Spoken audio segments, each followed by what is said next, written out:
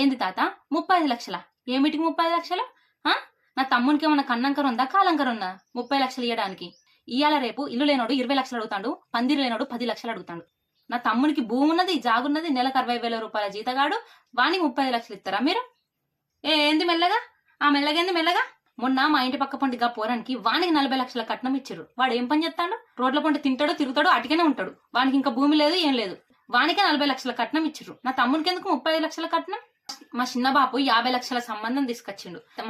మా అయ్యకైతే కొద్దిగా నన్న బుద్ధి లేదు, ఏం లేదు. ఆ సంబంధం వద్దని ఇడ పిల్ల మంచిగున్నది, చక్కగున్నది, నాకెందుకు కాకపోతే?